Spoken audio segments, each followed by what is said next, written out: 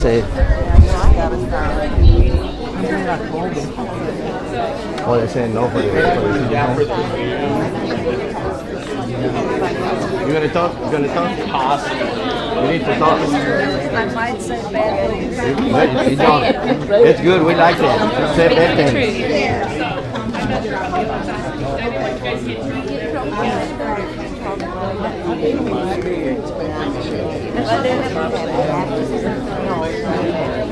No, I think they're gonna have something to do with the police. Yeah, they have something to do with the police.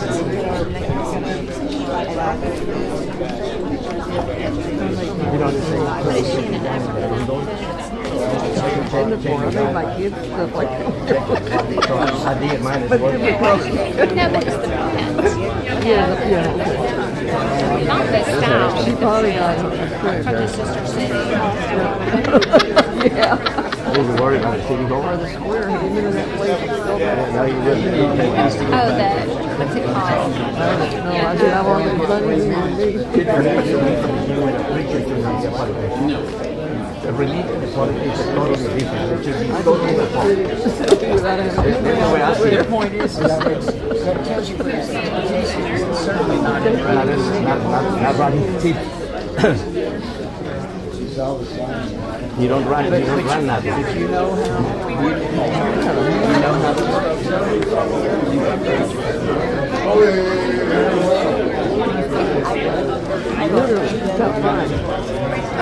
What? How are you, man?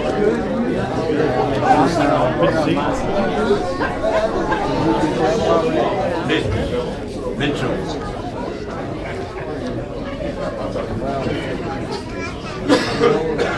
Yeah, there's a position, not because of you. Then here you were. Good evening, everyone. The City Council meeting. Lancaster City Council is called to order on Monday, February the 23rd, 2026 at 7:01. Our invocation will be done by Apostle Urban Brown with Life in Christ Church here in the city of Lancaster. Pledge of allegiance will be done by Mayor Pro Tem Mitchell Cheatham. I would ask everybody to stand at this time.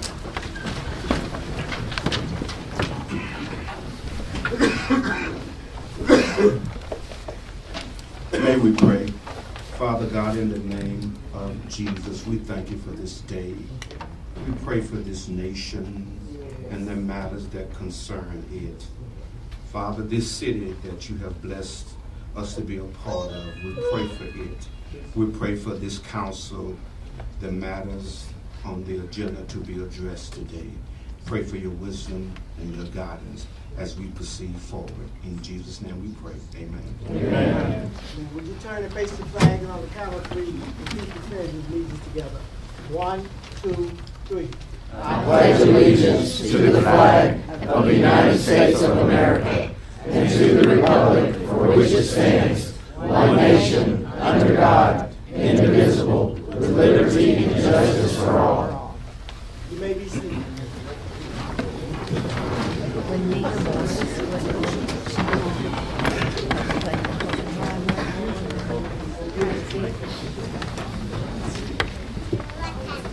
Jordan.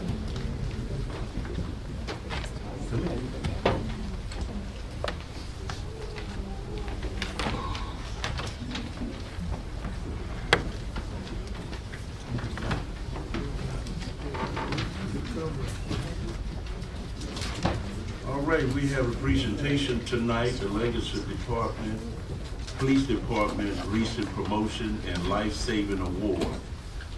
Chief there?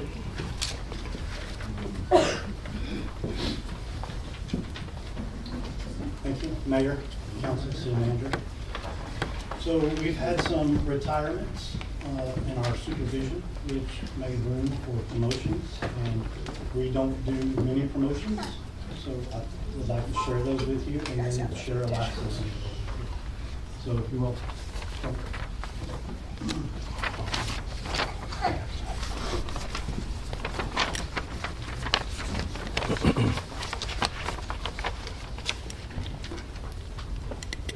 So First up, our Lieutenant Eric Alexander is being promoted to Assistant Chief.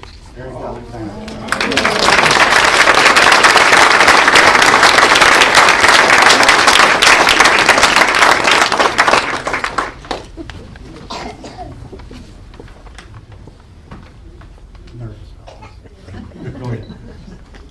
Jason Rohat is a sergeant, is being promoted to a lieutenant.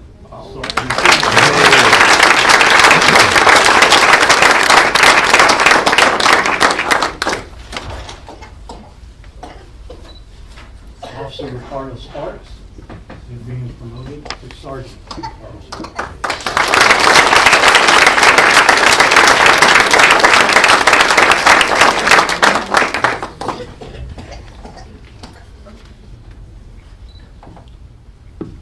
Detective Monte Cooley is being promoted to sergeant.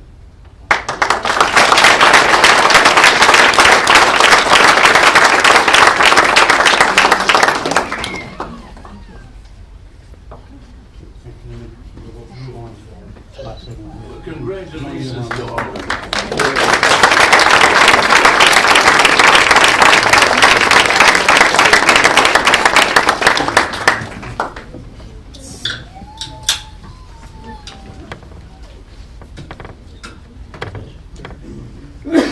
All the officers, pay attention for the reading.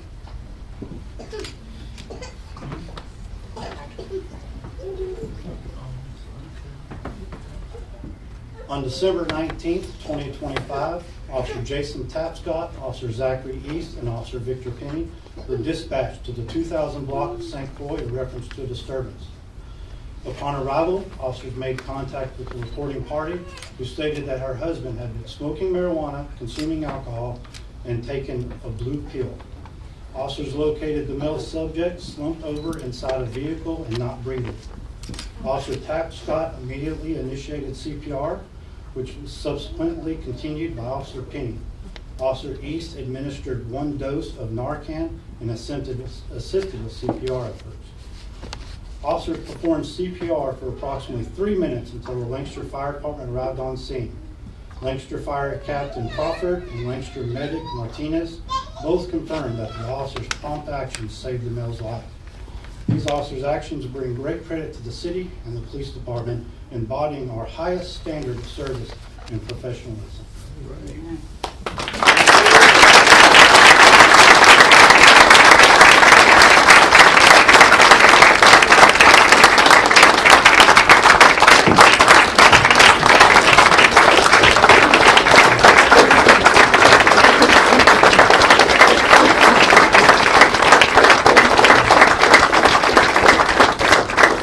Officers, present arms.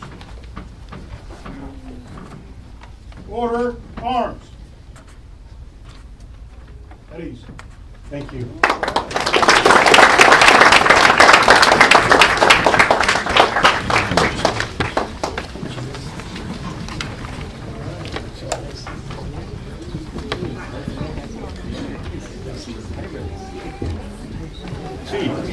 Yes, sir.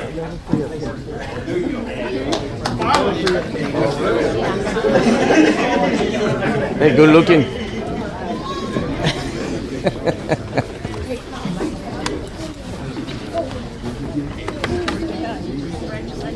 There's a policeman in town. I don't know. Yeah, he's been here for a long time. Yeah, 15 years at least, yeah. I counted five. Super nice guy. One in the Man, I have to be medicated. all the time. Oh, the left. I stopped at 10. Oh, sometimes they got this one here.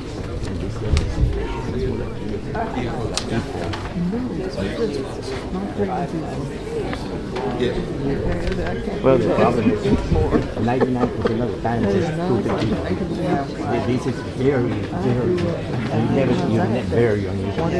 Most come over here every meeting and you see stupid people, so there's nobody. We do. Oh, yeah. city council use or the mayor use? I have no idea. I get up. Portion of our agenda. At this time, citizens who have pre-registered before the call to order will be allowed to speak on any matter for a length of time not to exceed 3 minutes.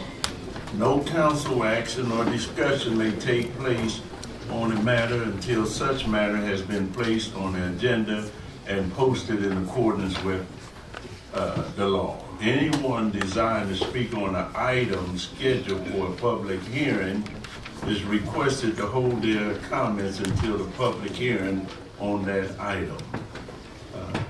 Do we have it? Okay. We'll turn it over into the hands of our city secretary. We have Solomon Bachman, 1219 Wildwood Trails. Lancaster.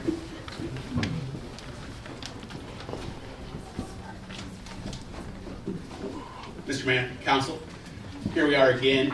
I wouldn't have expected to see City Hall on the agenda again so soon after we just delivered over 300 petitions to you at the last time this was on the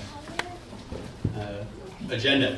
But here we are. So the citizens wanted to come out and again make our wishes known that we don't want you to proceed with this. We're asking you to vote no tonight and say that you don't want to enter into an interim agreement. We don't want you to spend any money on this. I also have 51 more signatures on petitions since the last time I've delivered them to you. So I'm going to give those, and you guys can inspect them if you want with Ms. Arenas. I'm going to not use any more time because I want anybody else, but look around, look at all these faces. These are the people who vote for you, and they're going to remember if you don't listen to them next time around. Thank you very much.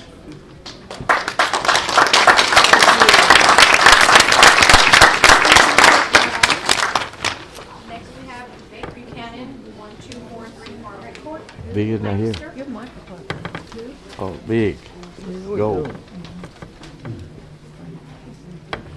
Good evening, Mayor and City Council. I stand before you tonight to speak about agenda items 8 and 9. My understanding is that the City Council is considering spending, or committing themselves, rather, to spending $175,000 a month for 30 years to build a city hall.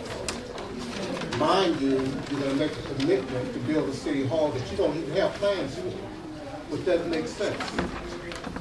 What are we getting for $175,000 a month?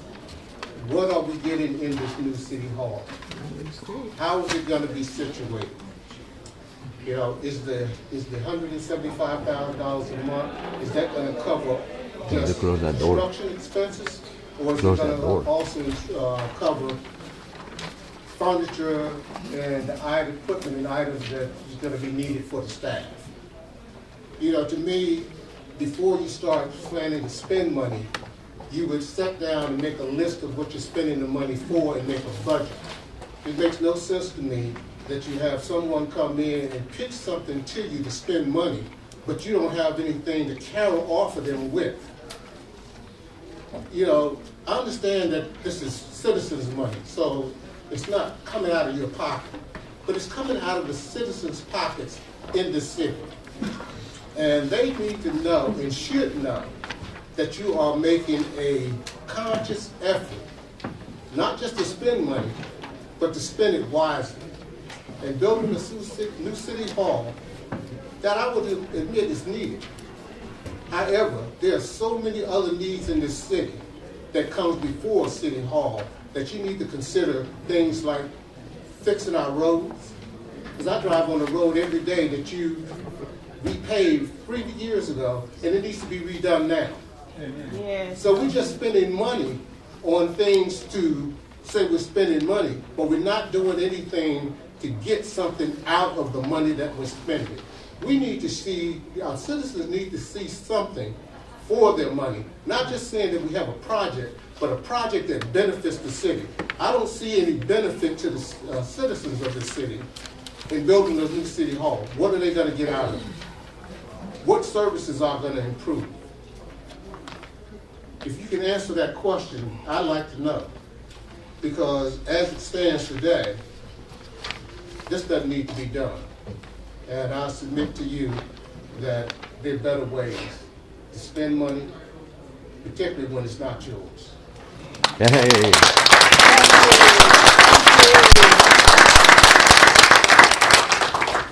we have Dallas Anderson, 315 South Center Avenue, Lancaster. Go for it. Give it to it. Hello, I'm Dallas Anderson, 315 South Center Avenue. And I know that some of you know me, and that you know that I'm against the new building of the City Hall over on the old Minyard site. You know, everything that the gentleman just said, I agree with. And he's right. You know, I think you really need to realize, you know, who you work for. You know, I realize you're up there making the decisions as best you can, and you think you're doing what's best for the town, but you need to listen to the people you work for. We don't work for you. Yes, we give you our tax money, but we don't work for you. You work for us. You're supposed to do what we want. And it looks to me like there's plenty of people against this. And, you know, there's other ways to go about this. There's that old grocery store building on Pleasant Run that could be revamped. It's just sitting there vacant. It's been for years. You know, that could be turned into a city hall. Or you could go build a new city hall up there on the vacant property up there by the rec center and the library and the police station, where it's just wide open up there. Man, I do not know why somebody here hasn't thought to really go after Aldi Corporation. That Minyards lot is the exact size of an Aldi building. It's already got a parking lot, and it's on a state highway with lots of traffic. Be a perfect place and historically accurate to put a grocery store back there, because that's what used to be there. And boy, I'll tell you what, a new city hall there has, boy, that's far from being historic in the historic district. You know, and those of us who live there, only a few houses away, some of us, man, we don't want that construction there. We certainly don't want a 30,000 square foot building there. And I agree with the previous speaker. I do not think that we need that big a government right now. There's too many other things need money spent on them than that. You know. And you're not even talking about building something we own. You're talking about letting a company come in here, build a big building that we don't even own, and you're going to lease it from them. And then when it's run down 30 years from now, the agreement is to buy it from them. When we're going to be left with having to fix it up again, and then you won't want it either. You know, I really think, I hate to put it like this, I really do. I don't think that this group of people is qualified to make this decision based on what you know so far. Thank you.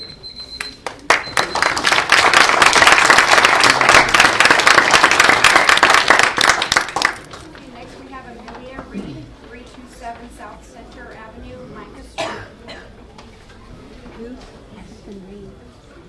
Who? I don't think we heard you. Amelia Reed. Maybe outside. There she comes. That's my next one. Who's she? My name is Amelia. What are the Reed girls that live on Center Street? And I have grown up in Lancaster my entire life, and it is a very family-based community. And I feel that putting a city hall building in the middle of the street will divide the community from the town square.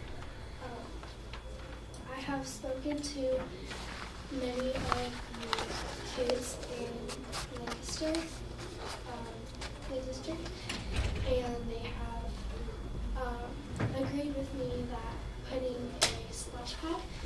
down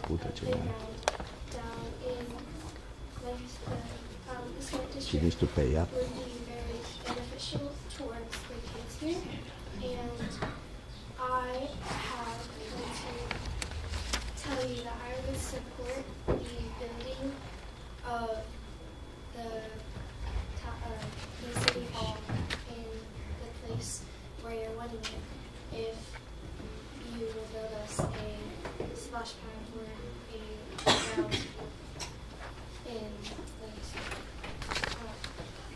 So I have a sketch of what I thought it may be able to look like, and I was wondering if you could. Okay. You want to give it to me? This is a sketch. You want it back? You want it back? Or you give it to me? Okay, thank you. Thank you.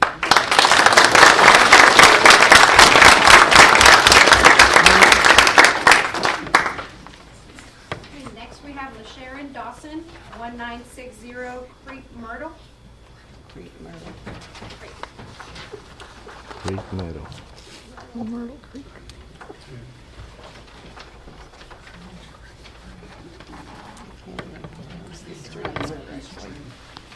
This is not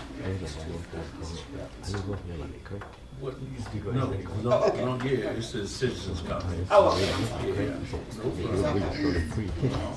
LaSharon Dawson, 1960. I'm here to speak on behalf of the PID, the advisory board that we have with Beltline Ashmore Estates. I have some concerns. I am one of the applicants that applied to join the board.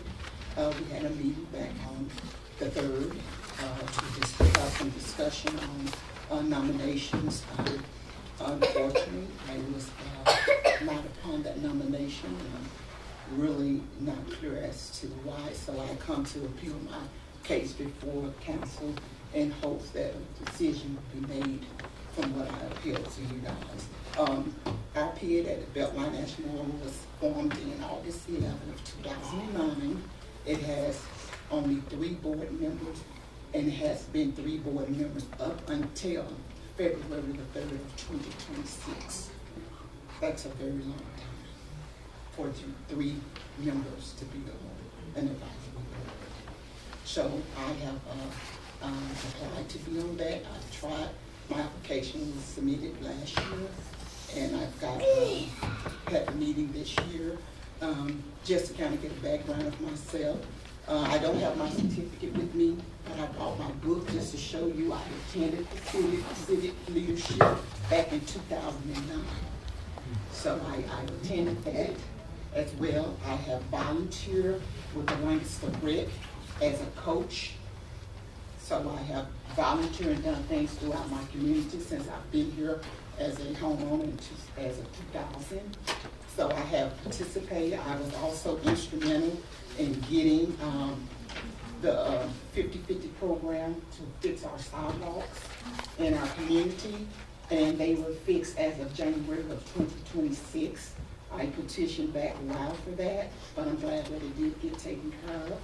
I even have a neighbor that has wrote on my behalf, if you want to see that, as to why he recommended that I be a part of the PID board as well. Thank you. Yes. So I just point out that I have been involved in the Lancaster community for a very long time. I want to continue to do this. Most people ask me, why do I want to join the board? I will say transparency.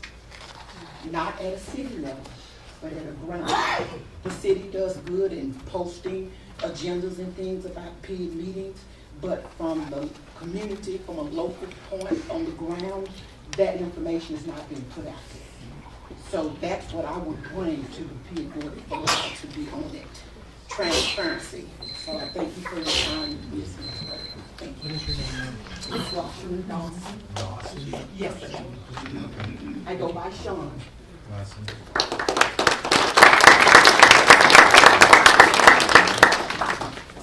Next we have Glenn Coleman, Coleman, 1561 Marcellus Road, Lancaster. And that's Glenn Coleman, proud citizen of this town. I'm going to read something here first. It says, a legal contract where property owner grants another party exclusive rights to use assets such as real estate, vehicles, or equipment for a specific period in exchange for payment. Owner, listen to this, owner retains ownership while the user gains possession for a specified time. Why do you want to spend $35 million plus of citizens' money and not gain ownership? That's absolutely senile. That's putting it point blank, senile. Are you going to go spend $100,000 on something you're not going to keep for yourself of your own money? Why are you spending our money reckless? That $35 million, that doesn't include overcost. It doesn't include furnishing. It doesn't include other assets that are going to be added on. Y'all know as well as I know, contractors add on. Where are you going to get the money from? Behind me, myself. You're going to send the appraisers out. You're going to have them raise our property taxes again. And then you're going to turn around and say, oh, we didn't raise your taxes. The appraisers did. Y'all give them the budget. They go out and they figure out what they need to do to repeat your budget. Why y'all want to burden the taxpayers like that? Like I said, that's absolutely senile. Spend your own money if you want to recklessly spend it. Don't spend mine. Mine's hard to earn. I'm retired. I'm a disabled veteran. I ain't able to go out there and get another job and work like some of y'all do. I can't get 2 or 3 jobs. There's a lot of others in this city that are the same way. My 92-year-old dad, you think he can afford to have his house reappraised again? I don't think so. There's a lot of other seniors out here that are in the same situation. Why do y'all want to burden them even more? Y'all have a good night.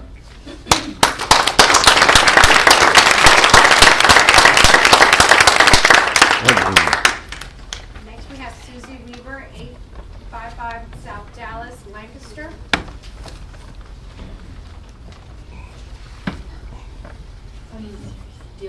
I'm Susie Weaver, 855 South Dallas Avenue.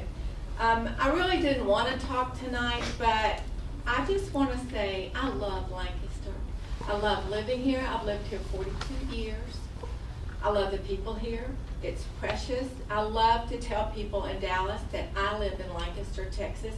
I just don't like the "you live where" kind of attitude. But I think the thing that upsets me the most about this is not being, like he said, responsible for the money. My husband was on a committee one time at a church that wanted to put in a brand new asphalt parking lot because the little old ladies couldn't get to church because it was muddy. But my husband turned down because the church didn't have the money to buy it. He said, let's do fundraisers, whatever we need to do till we have the money. He was voted down.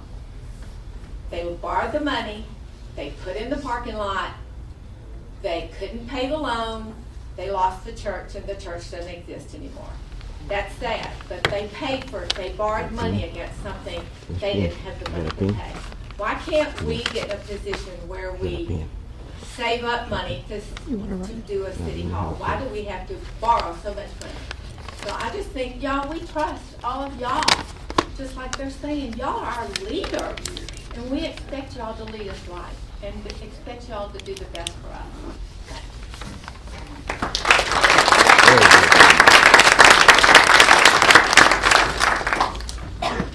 Next we have Carolyn Miller, 537 North Dallas Avenue, Lancaster.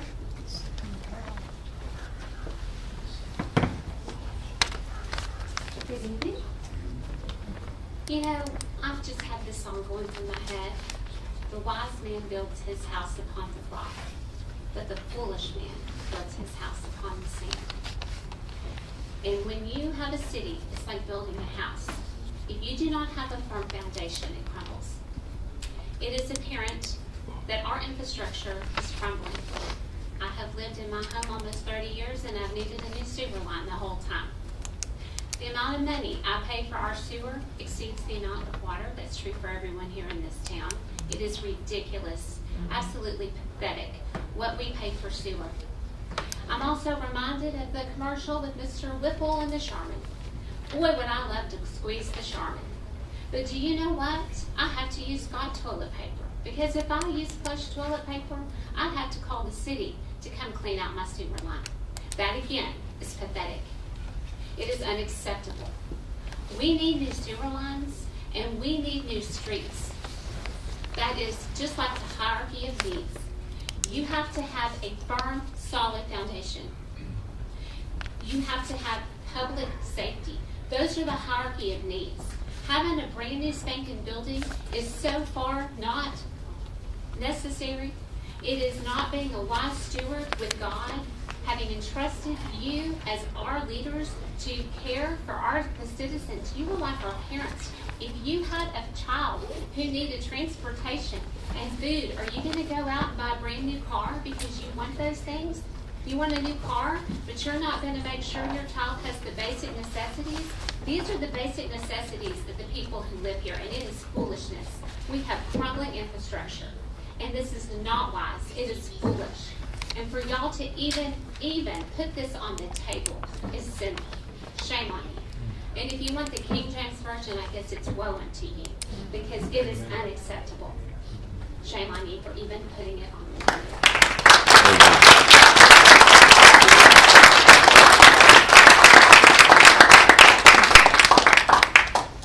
Next we have Frank Mejia at 1500 West Main Street, Lancaster. Here we go.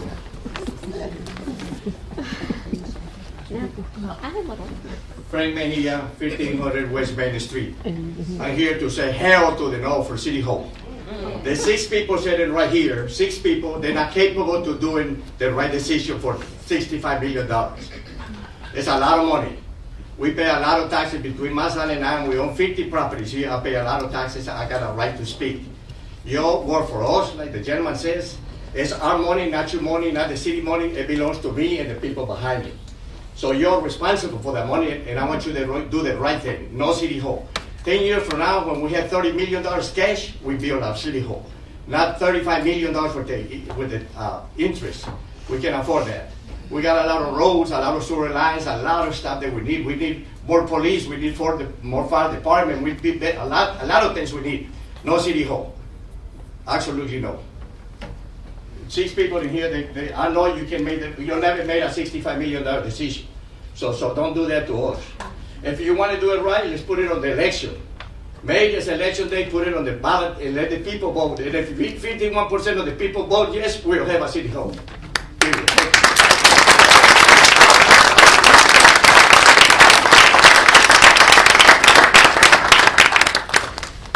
Next we have Kathy Chris, 739 South Dallas Avenue, Lancaster.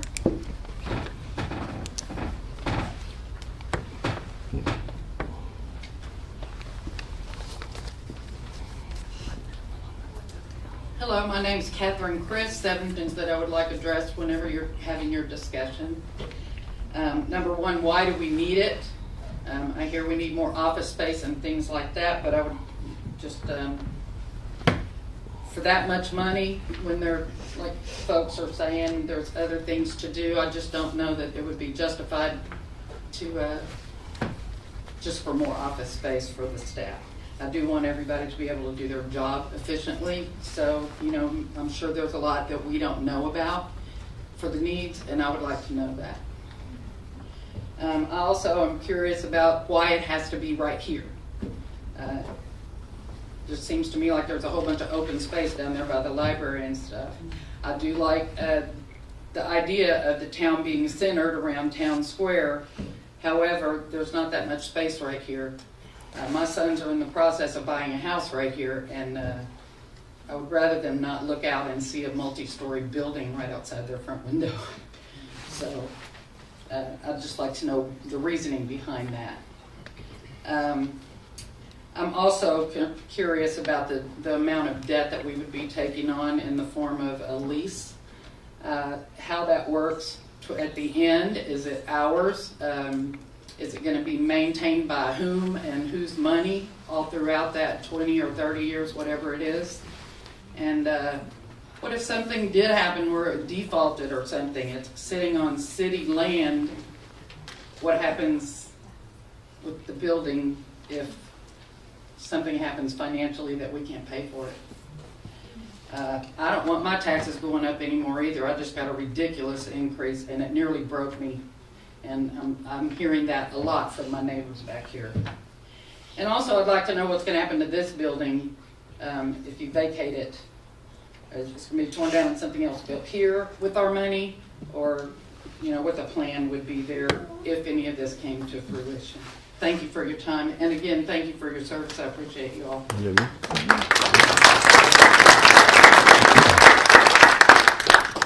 Next we have Byron Pendleton, 3324 Dasher Road, Lancaster. Come on, Byron. Give it to it. Mr. Mayor, thank you again for your time, sir, and thank you for the privilege of speaking in front of you and the City Council. I'm a very direct dude. I don't like sugarcoating stuff, and all we're doing is putting lipstick on a pig. If people don't see what's happening in Dallas, you know, we're not spending billions, but to us, 63 million is billions in Lancaster, Texas. We don't need that. I'm gonna say the quiet part out loud that they've been calling me and texting me and telling me, if this passes, the city manager and her staff needs to be fired. If this passes, I know that District 2 and District 6 are safe in this election, but 4 is not. We will go out and campaign for who's running against the person in District 4. On the next election, 1, 3, and 5, we will campaign against them. Mr. Mayor, I'm telling you, do not pass this. I don't have time for all of them. I'll let everybody else talk about the money. This is just straight to the point. It's time to go. We got 6 people. It's time to go. Y'all not listening. I said that last time I was here. If you don't like your job, you're not getting paid, just resign. It's simple. It's not hard.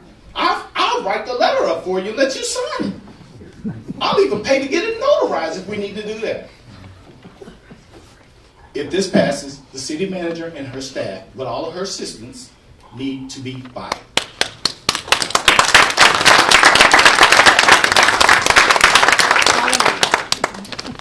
Next we have Rashawn Ford, 211 North Henry Street, Lancaster.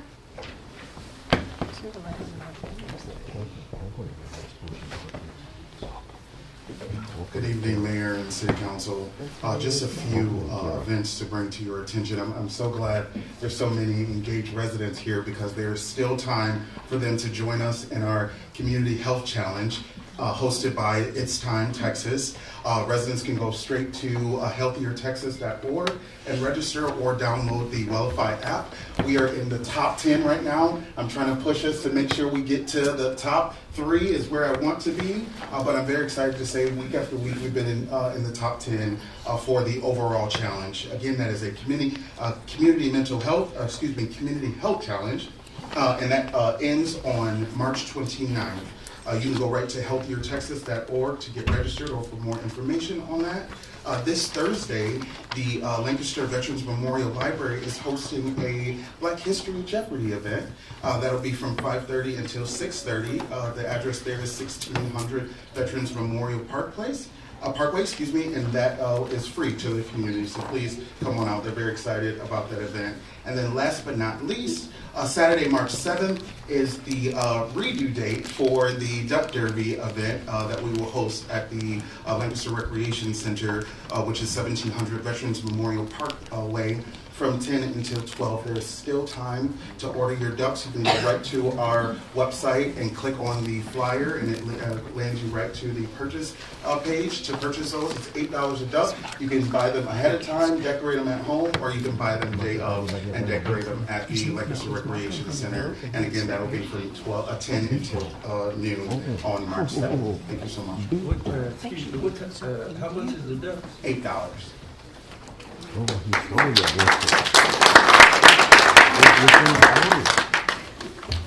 Next we have Edwin Smith, 616 Hill Drive, Lancaster.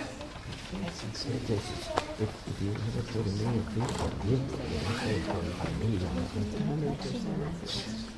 evening, Mr. Mayor, City Council. I'm here again to speak on the $63 million. I think that's a very bad idea. $63 million is a lot of money. I'm a homeowner. I live right across the street. Don't have any lights, potholes. I've taken pictures. I brought them up here. I presented them to NOVAC. And every time I ask for things to get done or talk to someone that's in charge, like the gym, falling apart, equipment, roof is leaking, they say it's not in the budget. But we have $63 million, $175,000 a month to spend on something that we don't need, or I think we can find another way to do that, or get it cheaper. $63 million for something that you're not going to own, it's not a good choice. And I think that you guys are capable of doing it. Like the gentleman said, you must, if you don't like the job, quit. But I think you guys like the job for the simple reason, when you get voted for yourself a raise, you have the money and the budget to do that. But you don't have money to do the things that we need around here. I love Lancaster. I've been over 8 years. And as I said, I'm a homeowner. And I think we should give this a lot of thought and not just sit back and spend money frivolously like you're doing. And like the gentleman said, it's not your money. You're working for us. And I think everybody around here would agree to that. And, you know, when we go and try to do stuff like this, that doesn't make sense. It's always a hidden agenda. We would never know, but you know. And I don't think we should do it in moving forward. So I think we should really take that into consideration. Thank you.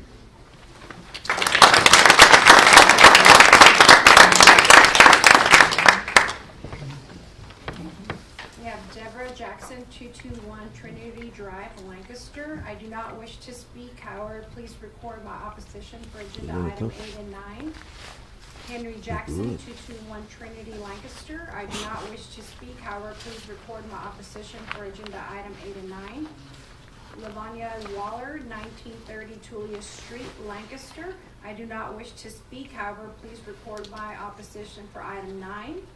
Irene Mejia, 1500 West Main Street, Lancaster. I do not wish to speak. However, please record my opposition for agenda item 8 and 9. All right, is that it? Yes, sir. Okay, that moves us to our consent agenda.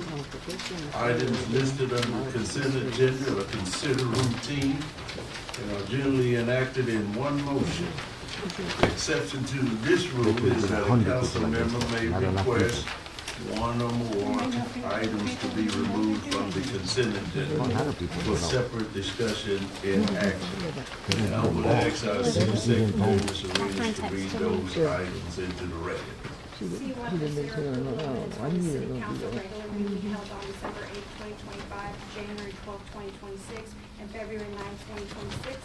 C2, consider a resolution declaring unopposed candidate in District 2 and District 6 in the May 2nd, 2026 general municipal election, elected to office, canceling the election for single-member District 2 and District 6, providing for other provisions of resolution number 2026-02-04 as amended, or ordering the election to remain in full and force in effect.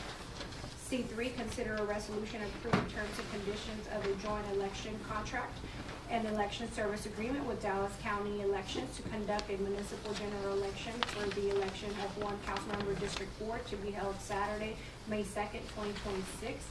C4, consider a resolution accepting the 2025 Lancaster Police Department Racial Profiling Analysis Annual Report.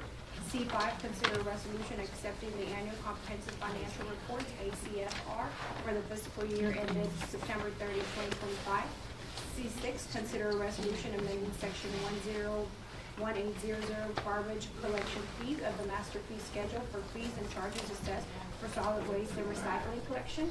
C7, consider a resolution awarding RFQ 2025-02A2 to a Bridget Farmer and Associates, Inc., B. Concert Engineer, LLC, House and Associates, Inc., D. Hewitt Solar, Inc., Paid Dawson Engineer, Inc., and F.T. Nolan Perkins, Inc., for engineering, design, and professional service to perform on-call or as-needed professional engineering services for transportation, traffic, and bridge engineering, design, and consultation projects. All right, council, you heard the consent agenda. What's your pleasure? Agenda item C6. What did you say, 2 and 6? Just C6. Just C6. I make a motion to approve agenda item 1 through 7, excluding 6. I second. All right, there's been a motion to approve consent agendas 1 through 7 with the exclusion of item number 6. All in favor say aye. Aye. Those opposed say no. Those who abstain say abstain. All right, Mayor? I would just like to, I'm glad we have a room full of people tonight. If you're mad about City Hall, I should be really mad about C6. It's the inclusion, it's the new rate fees for trash. I just want you to know the City Council just approved a new contract with the trash company without bidding it out. So I just thought y'all probably should want to know that. And you just said inclusion instead of exclusion. Yeah. Well, And y'all all voted for it. So what got written That was down? my mistake. Minus. So which is it? Minus number 6. Okay. Can I put it that way? Appreciate it. All right. Council, what's your pleasure?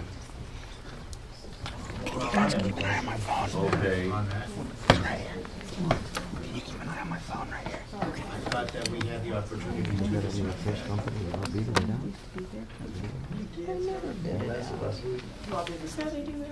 No, I mean prior. You did. We did. I thought so. Yeah, we did. Yeah, we did have. Y'all discussed it, but it was in my opinion that we needed to take it out to bid to see what the prices were. Y'all decided to just continue the contract as is. Well, it was with the rate increase that they put in. We voted on it. Y'all did vote on it. And we approved it. Good. Thanks, but we had a work session on it with ample amount of. But y'all never sent it out to bid. All right, council. Anyways. What's your pleasure? I move to approve agenda item 6. I second. All right, there's been a motion and a second to approve consent item number 6. All in favor say aye. Aye. Aye. Those who oppose say no. No. Those who abstain say abstain. They just all right, it walked all carries. over us. Perfect. All right, They just that walked gives on us, us. They just walked all over us. if I can ask y'all to really, with your private discussions. Action item number 8, City Secretary. Discuss and consider a resolution adopting a public-private partnership P3 guidelines and procedures pursuant to Chapter 2267 Texas Government Code. All right, City Manager. Mayor, members of council, pursuant to your strategic goals and objectives plan, we have before us our financial counsel, Mr. Steve Robbins. We'll walk through the process along with Nick from West and Associates to walk through the process and what it actually is that you'll be discussing and considering this evening related to the public-private partnership and the P3 guidelines and procedures subject to Chapter 2267 of the Texas Government Code. Good evening, Mayor and Council. Thank you, Steve Robinson with Allen Boone Humphreys Robinson. And Brian King, West Associates. We're here to present to you first the item on guidelines for public-private partnerships. Pursuant to Chapter 2267, the Public and Private Facilities and Infrastructure Act in the Texas Government Code. There are processes for establishing a transparent, fair, and efficient process for doing these public-private partnerships. The purpose of those guidelines is to make sure that we follow the processes that are required under 2267 to provide for receiving high-quality proposals, to have a clear evaluation of those proposals, and to make sure that these are executed in a way that advance the city's interests. The scope of those guidelines includes establishing what a qualifying project is and an application process to establish the submission requirements. As you know, y'all have established a request for qualifications and the requirements in order for those to be considered complete, and for a process for having preliminary discussions with the proponents, and a process for receiving those solicited proposals. Also in these guidelines that you have in your packet is the process for evaluation of those and establishing the criteria for evaluation, looking at the developer's qualification and experience, demonstrated competency for projects that they have done, the feasibility and design characteristics of the project, financial considerations, project timeline, meeting the city's goals for the project, looking at issues like long-term maintenance consideration, etc. It also recognizes that these are very complex projects, meaning that it is impossible for you to receive a proposal and have all of the questions and evaluations that are needed. So under the statute, in most instances, an interim agreement will be entered into. During that process, you will develop the final project scope because you have received a proposal, but now is the time to begin digging into that proposal and making sure it achieves your goals. And so that helps you define both the project scope and budget, final for those, which certainly can be altered and negotiated throughout that process. How you're going to pay for that preliminary design work to get to those answers, and establishing their initial responsibilities to develop that information. That will typically lead to further refinement of the proposal that has been submitted to make sure it achieves your goal. And then definitive agreements will come back to council that will fully spell out final scope, final budget, legal documents, where at that point you will be able to say, all of your questions have been answered about scope, cost, the lease, all of those things. None of those things are being decided today. What you are doing today is putting in place the criteria, and that's in your evaluation, and then just beginning the process with that interim agreement if you do item 9 also. So item 8 is merely establishing a process. That is all. And that item 8 can be used for this project or any other project that normal bidding processes do not really work for. The complexity of these types of projects are why they are done with public-private partnerships. If you go out and fully design a city hall, in many, many instances, and then you publicly bid, you are going to get an answer, and you are stuck with that answer no matter how much it costs. The problem with that is when it comes in 50% over budget, you're back to the drawing boards and having to start the entire process over. This process with the interim agreement allows you to negotiate what your scope is and what the cost of that ultimate project to make sure it meets your criteria for financial feasibility or viability, what your goals are. And so none of those things are being decided today. The first is to put the process in place under item 8, and I'll go ahead and say under item 9, if you proceed, it will simply say you've received a solicited proposal pursuant to your RFQ.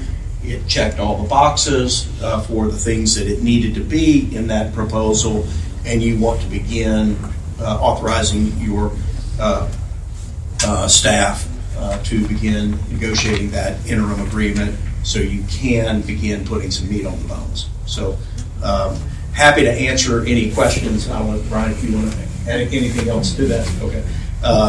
But the item 8 is merely putting the process into place by having your application and criteria, so you check the boxes under 2267. I will mention in your packet there is one typo. The best value determination, it says 2267.063. That should be 053. Our apologies. We'll see you back a revised one that has the correct citation.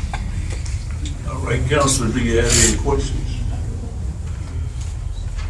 All right, thank you. So I do, just so that I'm clear.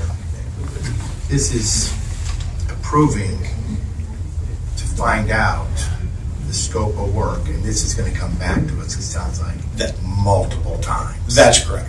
Okay. So I had taken notes with the speakers that came down and presented themselves. So we would then find out and then can be confident, okay, and have answers for some of these questions that could be incorporated into the scope of work. Correct. I think that all the questions on scope, price, etc., will all be questions that will be answered through a process. You're at the start of that process. Very start. Very start of that process. If this gets approved tonight, 8 and 9, okay, the citizens aren't going to see dirt flying out there Monday morning. That is correct. Okay. We are just a starting point for a very long process. So If you approve it today, they want to see dirt flying on Monday. I would ask y'all again, please. Next month. Ma'am, I would ask you, please. No I'm upset. I'm sorry. I apologize. All right. Thank you. All right. Any other questions? All right. Thank you. Thank you very much. All right, Council, what's your pleasure? I've got 100 million. Council, just a housekeeping matter. I'm sorry, good evening, Mayor and Council. As noted, the specific section that would be amended in this is section 5.4 under Article 5 in Exhibit A. So it reads, the evaluation committee shall recommend the private entity offering the best value to the city under section 2267063. As council said, that would be 22053, which requires the city to make a best value determination in evaluating the proposals received and consider total project cost as one factor in evaluating the proposals. In addition, the guidelines that you are adopting, what you're doing is, what you're considering here is, in order to enter into any public-private partnership, section 2267052 requires the adoption of guidelines by a responsible governmental entity. So in order to do this process, this would be the first step, is establishing the guidelines not only for this project, but any other Chapter 2267 project that may come before you in the future. One point of what this, and basically that subsection 2267052 contains all the guidelines into contains all the requirements of what these guidelines. It's fairly extensive, but some of the things basically include a financial review and analysis that at a minimum consists of a cost-benefit analysis, an assessment of opportunity cost, and consideration of the degree to which functionality and services similar are already available in the private market. And so basically that's just one section, but there's a whole list of criteria that are required that this would put before you. So it establishes essentially the guideline. So what you're voting for in 8 is merely to adopt a resolution for a public-private partnership guidelines applicable to all projects that might come before you under Chapter 2267. That is the sole thing before you in this item. Right. So by having these guidelines in place, it actually even brings forward more detail of the transparency that has to be done, because you have to meet these guidelines and criteria in regardless of what any kind of public-private partnership, which cities do occasionally. That's and we correct. do not have the policy in place at this time. Correct. So this is Chapter 2267 of the Government Code that applies to private-public partnerships of this type. It's 33 pages. So it is a very complex, very step-intensive, very process-intensive process. This would be adopting a policy for the city applicable across the board to any Chapter 2267 project that may be coming before City Council. Anybody else have any questions for the attorney? All right, counsel, again, what's your pleasure? I'd like to make a motion to approve action item 8. All right, there's been a motion and a second to approve action item number 8. Sorry, before you vote, is that with the agreement or with the amendment discussed by council and by myself? Yes, it is. All right, there's been a motion and a second to approve action item number 8. All in favor, say aye. Aye. Those who oppose, say no. No. All righty. For those who abstain, say I abstain. All righty. It passes.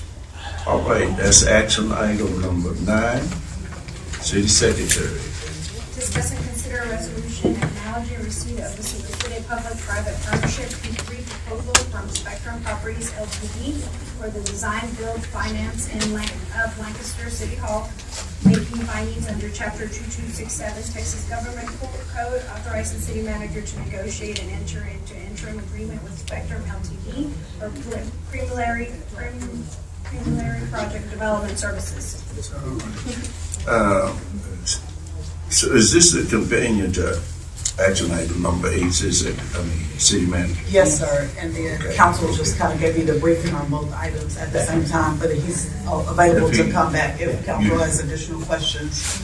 As he noted, this is not committing you to anything other than entering into a preliminary agreement to determine answers to questions that you all may have related to, do you want to proceed with final construction or even the development process of the City Hall? And Steve can come, and Steve and Ryan, or David, all three of your council can come back and answer additional questions that you may have. Mayor and council, just some additional background here. This is a process that is expressly authorized.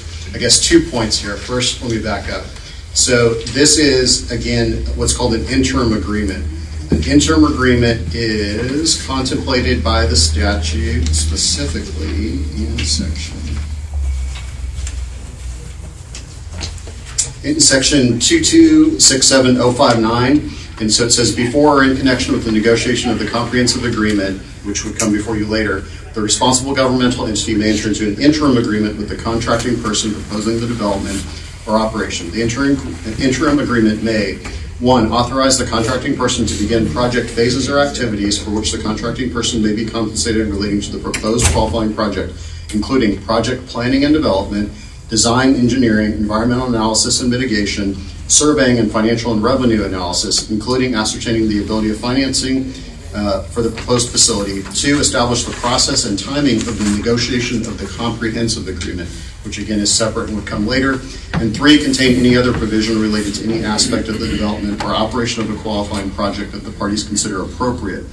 The other thing to sort of note in this entire Chapter 2267 scheme is,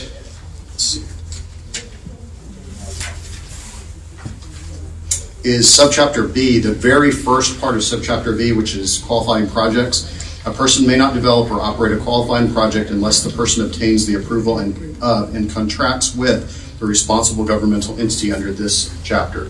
So just to be clear what this is an interim agreement under 2267.059 for those project planning, development, design, engineering, environmental, surveying, and financial and revenue analysis. That's what this agreement would be.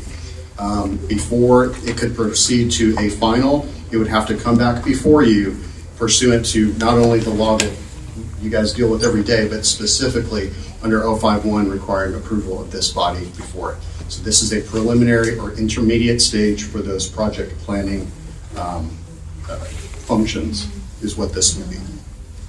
I'm happy to take any questions. Maybe questions, Council. So to clarify, if this is approved to do an inter-agreement, then that has to come back to be approved by council. It cannot move forward other than we're getting information in order to see what is out there.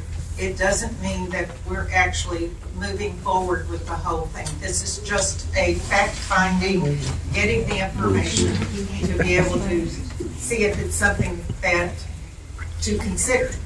Correct. What this would do is that as written in the agenda item and the cover item, is this would enable the city manager to negotiate and enter into an interim agreement for preliminary project development services only. As long as that is below her signatory authorized threshold under Texas law, which currently is $100,000, then it would not have to come back before you. However, it has to go through the review process for the review committee, the internal review committee under this, and in order to proceed to the final stage, the final contract would have to come before you, and there's various procedures and processes under that. So this is very much an interim agreement for, as you said, I think project planning stage. Just to get the information. Right, to get information on what the final contract would look like, what all those parameters, engineering, financial, planning, things like that. And we could pull out at any time. Yes, this does not, in no way does this obligate you to any position on the comprehensive agreement which would come before you for consideration. And how much does it cost? All right, any other questions? I just have a few comments. I'm pretty sure I can't say much more than what you already said tonight. If I watch my podcast, I know exactly how I feel about this.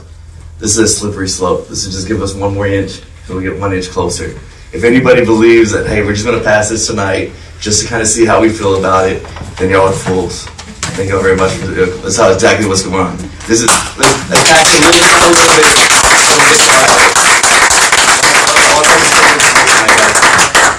We've been watching y'all ignore us for years. We have, you know, man. I can't watch this anymore. I understand, Dallas. Have a good night. You know, the issue is that they promise you the taxes aren't going to go up. I don't know if that's true or not. But what I can tell you is for sure $175,000 out of your tax dollars every month is going to go to a new city hall. And also somebody asked about the lease. Well, let me explain to you how the lease works. So this is a triple net. I own a lot of commercial properties. I can explain commercial leases very well. It's going to be a triple net lease. A triple net lease means you pay all the rent, and then you pay maintenance, and then you pay insurance, and then you're supposed to, in this case, you're supposed to pay taxes. In this case, there's no taxes. But you are going to have to pay for all the maintenance, and you're going to have to pay for the insurance. That's not included in the payments that they're asking for. So it's about $175,000 plus the insurance and maintenance on this building. And since we don't own this building, we don't do the maintenance to our specifications or how we want it. We have to do it to the landlord's requirements. Now you so know I want you to how we understand feel. that. How you feel. I don't know 100% how you feel. Hold on, Marco. We give all of y'all opportunity to come down here during the citizens' comment. If you wanted to say something, that would have been the time to come down here. Now, he's the only one that has the floor. We don't need the back and forth and you agreeing with him and all that. And I'm going to ask you again, please, no sidebars and no exchanging conversation with You know, we already said what we said, and you don't listen to us or what I hear. All right. Listen to the people, man. That's good. That's good. Thank you. Listen to the people. Good. All right. Now, I'm asking y'all not to do that. Okay. All right, we respect y'all. We respect y'all. Listen, we respect y'all by allowing y'all to come up here and speak. I'm going to stand and say this. The law does not allow you to tell us we can talk. I didn't. The law says we have the privilege to talk. We have the right. You out of order. Don't stand correct. You out of order. No, sir, I'm correcting you. You out of order. It's not a privilege. It's the law. And come and get it and show him where the door is. Yes, sir. You want to kick me out, sir? Yes, sir. Yeah, you don't. You ain't gotta kick me out. You out of order. You out of order. You ain't gotta kick me out. You out of I'll order. walk out. Okay, go But ahead. I'll also Let's go, sir. We respect. No, you first. Let's go. We You first. respect y'all. You first. Let's go. We respect y'all by giving you an opportunity to speak. Harold, this is ridiculous. And all this costs money. Ma'am, there you go. We can't have it. And we need a new can't mayor. have it. Y'all being out of order. Y'all being out of order. No, sir, we're being honest and you don't want to listen. You need to leave too. You need to leave too. But y'all out of order. Me? All right. Finish your comments, Marco. This isn't the last stage of this. What y'all need to know too, as soon as they get their West Main, or get the new City Hall, 700 West Main is going to be under construction too. That's already been discussed. It's already been presented before this body. So 700 West Main is down the street. It's where we keep the equipment animal shelter is. So that right now is being under construction. That's next. So that's probably another $15, $20 million at least. So add that on top of this. They talk about buildings in the City Hall and 700 West Main way more than they ever talk about the infrastructure. If y'all want to know about the infrastructure, y'all don't want to know about it. Because if y'all knew what I knew, y'all would live terrified every day. Our sewer lines are old, our water lines are old, our streets are about the only infrastructure you can truly tell. If you think those are bad, you have no clue. I was bragging for a while that when I got elected in 2010 that I was bragging that we had new ambulances today. In 2010, when I got elected, I didn't realize that a city could be so broke that it couldn't have an ambulance to make it to the hospital. And I bring that up a lot because it was asinine to me that how could a city be in that situation financially in America? I didn't think that was possible. But when I got elected here in 2010, I found that out. And so I've been talking about, we've been doing a good job. We've been buying ambulances. We've been doing a good job. And I was proud of that. Until I talked to the fire department and found out one of our ambulances has like 150,000 miles. And the other one has like 175,000 miles. So like history repeats itself. So instead of doing what's important and supporting the police and fire and improving on the infrastructure, here we go again. We're wasting money on the things that don't need to be wasted on instead of putting it where it belongs. Carol talked about transparency on item 8. But it's pretty transparent to me. Y'all don't want a city hall, yet they're still pushing it forward. Stay in the fight, guys. We're not done yet, but we have a long fight ahead of us. So, thank you. Any other comments, questions? All right, council, what's your pleasure? I make a motion to approve action item 9. I second. All right, there's been a motion and a second to approve action item number 9. All in favor say aye. Aye. Those opposed say no. No. Those who abstain say abstain. All right, it carries. That moves us to action item number 10. City Secretary. City of Lancaster Public Improvement District PID Advisory Board.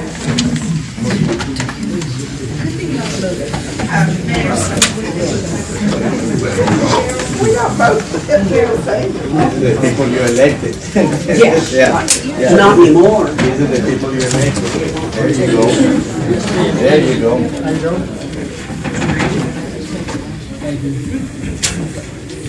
They're not capable of making a $65 million. No, not any close. There's nobody there that's a business person. Crap. I mean, yeah, nobody knows anything there. Sickening.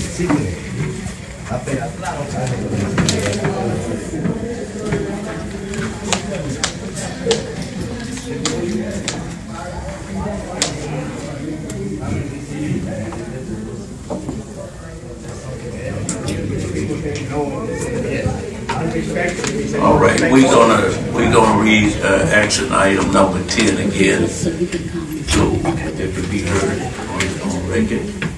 Go ahead, City Secretary. Discuss and consider a resolution approving the city of Lancaster Improvement District Bid Advisory Board appointments. All right, stand. And Mayor, I have spoken with the city manager and I'd like to request to table this because I've requested to have brought forward for discussion at a work session about changing our bid policy on the amount of individuals on the board. Right now we have 3, 5, or 7, and many times there are, they have a hard time getting to 7. And if we cap it at 5, so it's to bring it forward for discussion and then have this come back and move forward on it then. all right, you heard that she wants to take it for a work session. So I make a motion to table item 10 to a date to be decided in the future. Second. City Attorney, I thought was you getting up? Oh, okay. Not unless you. No. It looked like you was getting up.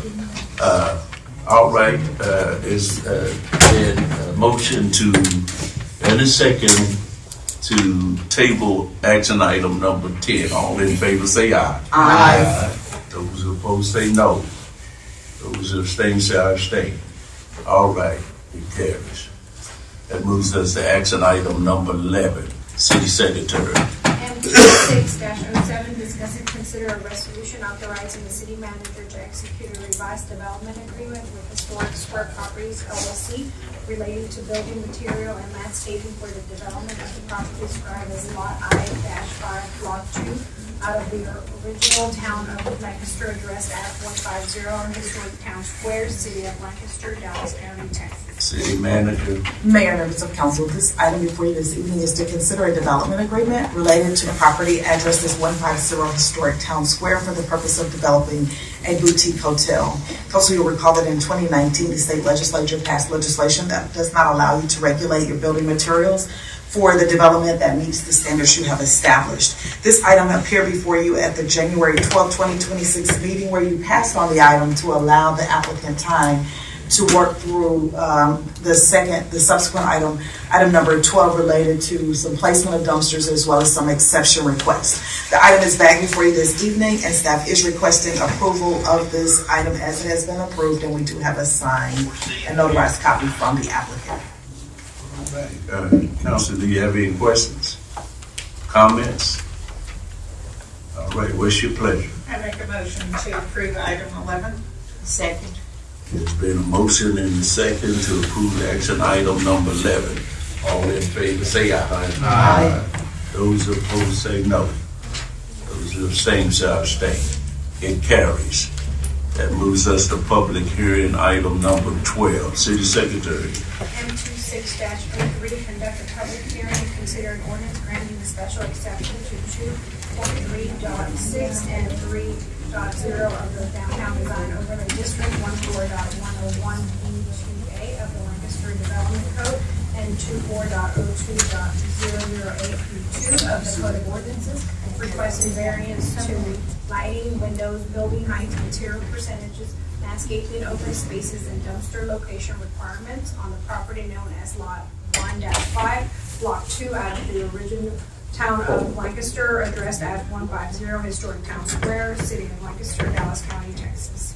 All right, City Manager, I think this is a companion to number 11. Yes, sir. You all will be required to conduct a public hearing regarding the exception request related to the lighting, as well as related to the building design guidelines with windows, height, and building materials, as well as the landscaping. And then the applicant had a request for the dumpster location, and the applicant has come back with placement of the dumpster on the actual site for the development, and all the other exception requests remain consistent. With the recommendation of this item, the staff is recommending approval. The notice for this public hearing was published in the newspaper record on February 7th, 2026. the Rampton newspaper. And staff did mail notifications to property owners within 200 feet of the subject site. 3 letters were received in support of the item and none were received in opposition. And again, we are recommending approval as has been presented, and we'll be happy to answer any questions. All right, council, do you have any questions or comments? At this time, we would open the public hearing portion of this item. Do we have any, City Secretary? We have Alan Knoll, 522 Country Lane, Capel. I'm on 13, not 12. The next one. All right. Is there anyone in the audience care to speak on this item? And the applicant is here present if you have questions for him. You have questions to the applicant? Seeing none.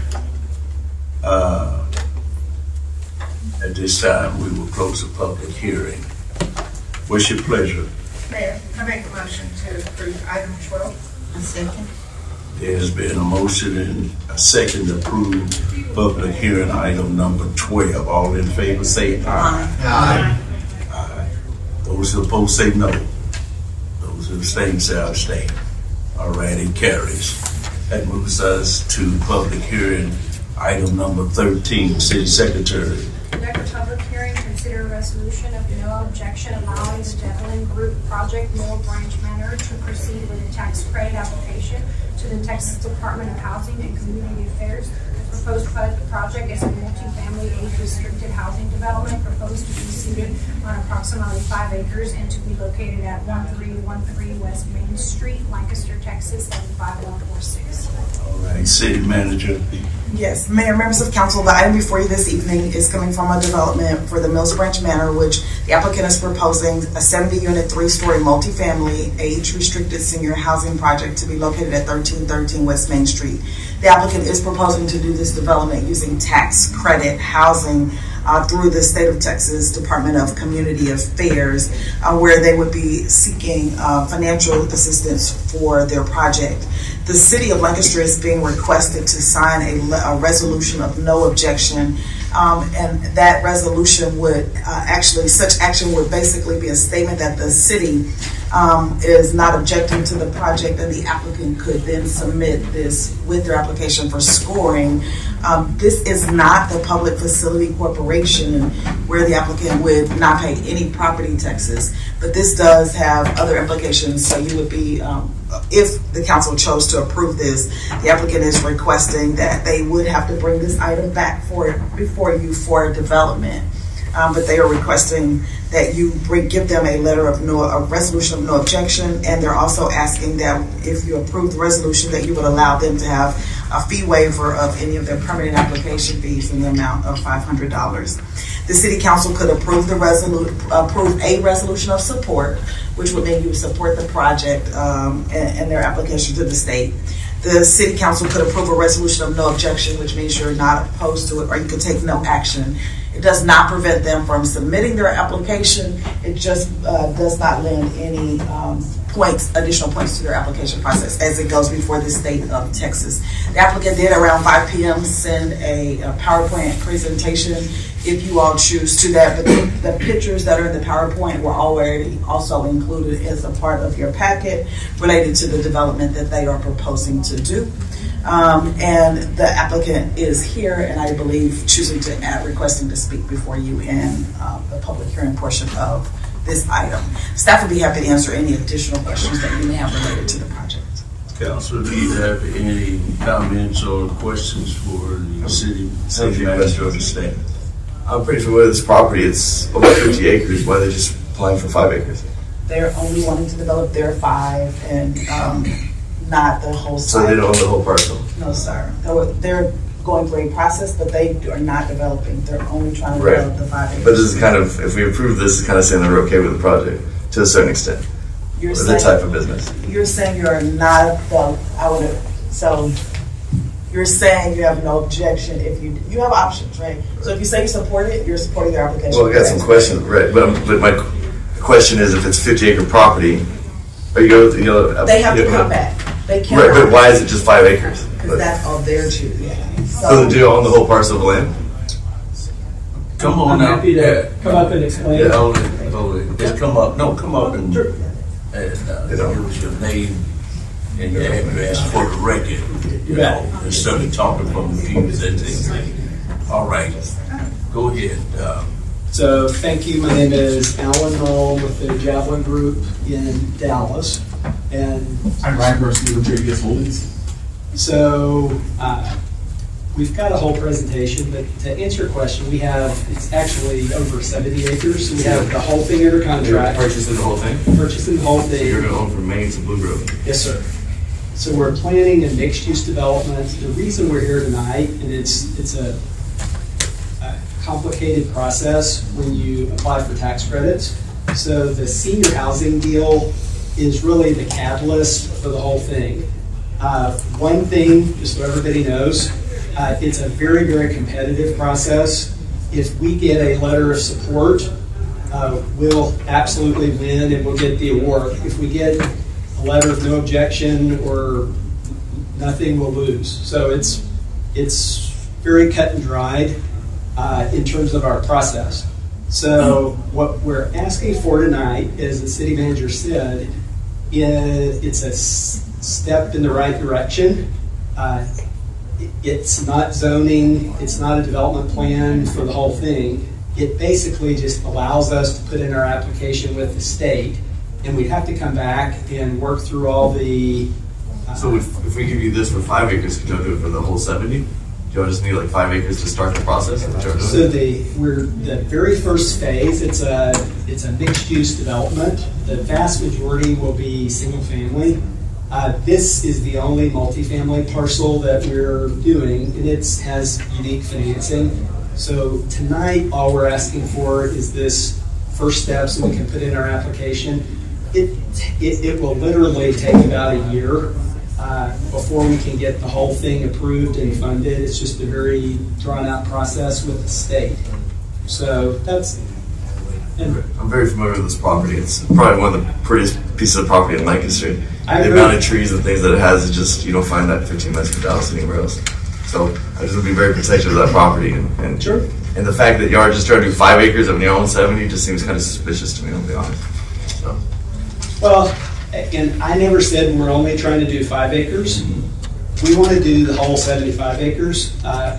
But to move forward in the process, we have to put in our application for the 5 acres. The other 75 acres doesn't have anything to do with tax credits. It's just a conventional development. It's got some commercial. It's got some single family. Is this going to be age restricted by deed, or so it can never turn into just multifamily at all? Yes. Okay. So The multifamily is not the entire 75 acres. The 5 acre piece. Right. Yes. It's 70 acres, not 75, right? It's about 75 total, okay. So there's 5 plus 70. Okay, so most of it used to be planned for it to be single family homes, but you just want some multifamily or it's not even multifamily, it's just, it's going to be... Senior housing. Yeah, I don't know about that. All right, thank you. Sure. Anyone else have any questions? And we're happy to show you the site plan and some other things if you'd like to see it, or just happy to answer questions. So when you said senior housing, are you talking about the Section 8? No. So these are, thank you. Let me show you a picture of it. So what we're talking about, here's the site. As other councilmen said, it's right in the middle of town. We think it's the perfect location for seniors, being right next to the Walmart grocery store. And again, I think it will be a catalyst. This is about a $20 million community that our goal for the whole thing, and it's turned sideways so it'll fit on the screen. So Beltline's on the left side and Main Street's on the right side. You can see the little Walmart logo there and where the Starbucks is. So I'm sure the existing owner is a 95-year-old guy who's owned this for over 20 years.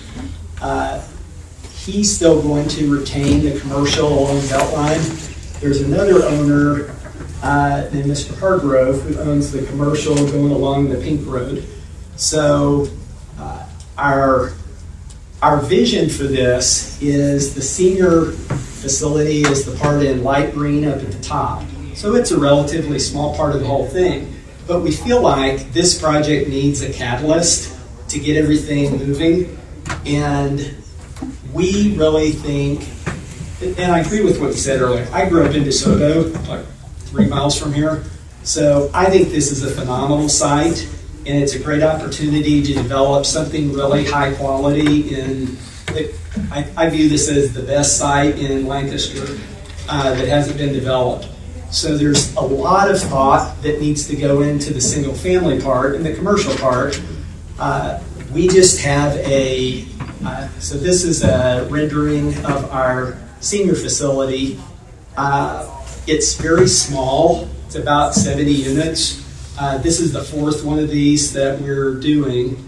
The other ones are all next to grocery stores. That's a big deal for us. If you just go build a senior facility out in the middle of nowhere, it really doesn't do favors for the seniors that live there. We're mainly in the nursing home business. We've been in that for 20 years. And when COVID hit, we realized that seniors on fixed incomes are just getting clobbered by inflation.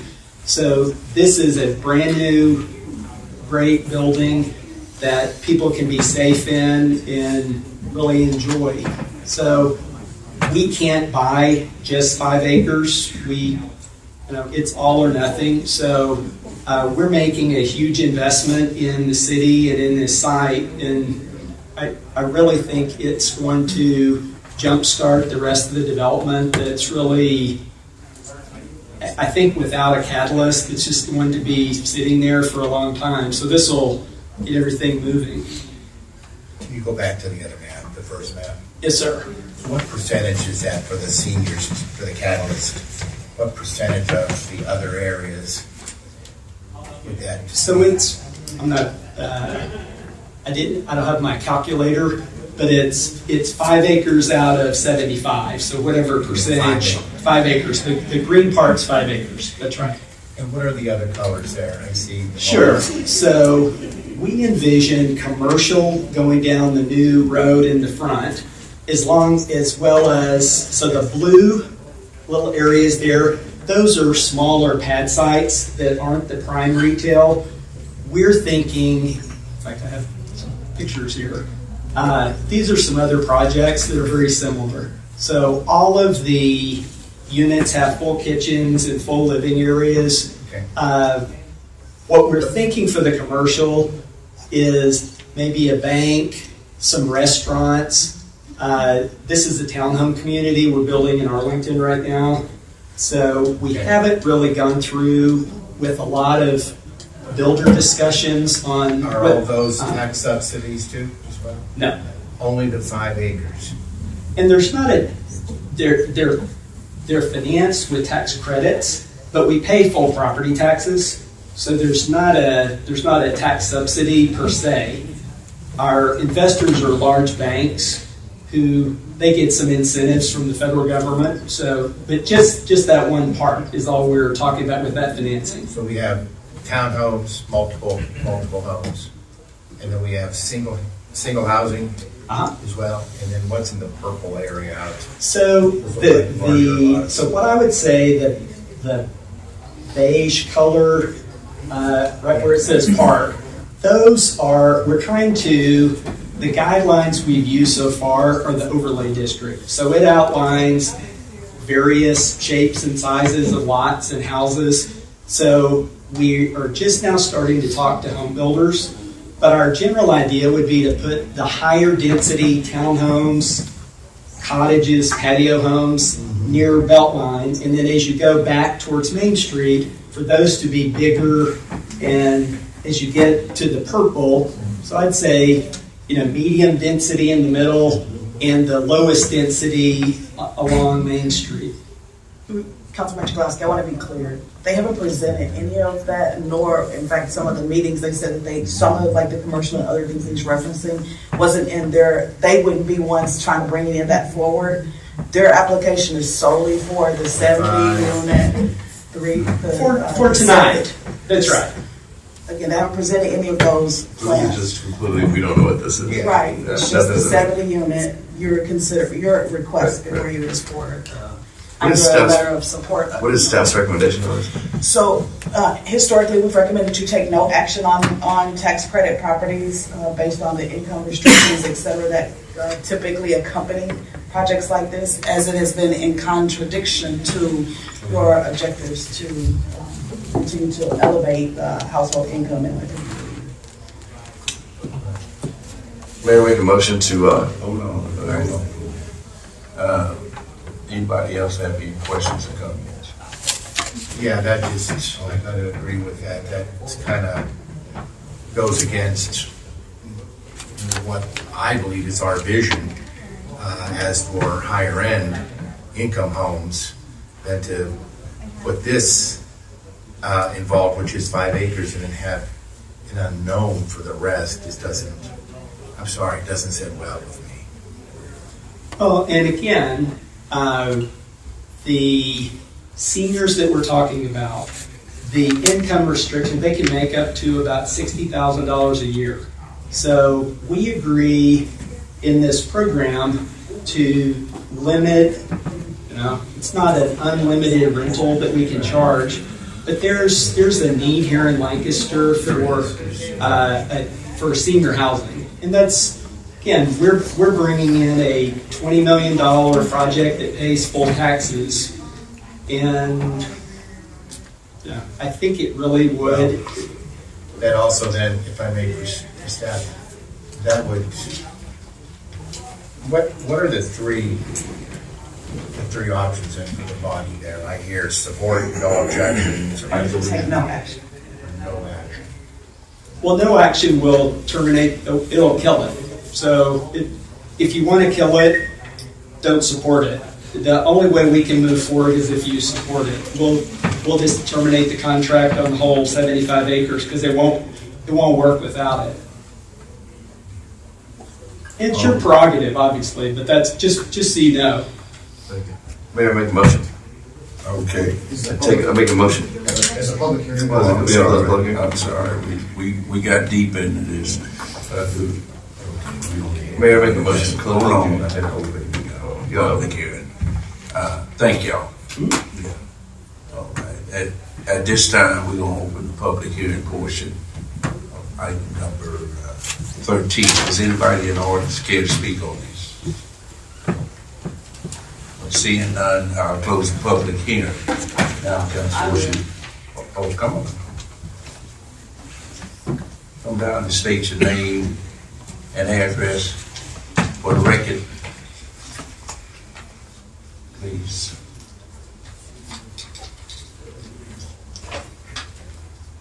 My name is Lavanya Waller. Address is 1930 Tudor Street. Is that in language? Okay.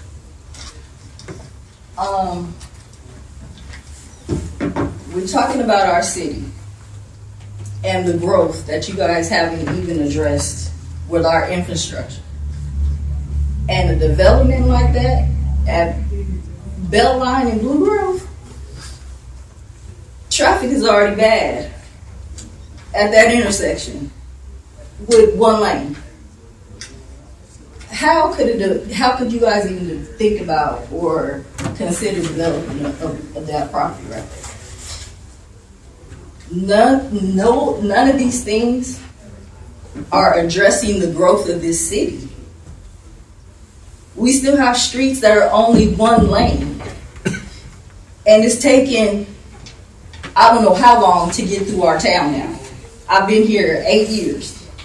And from Pleasant Run to 35, any time of day, because there's diesels or school traffic, it's 20 minutes now, when it was only about 10. And you guys claim to live here, so you're not experiencing any of this? You don't see what's happening?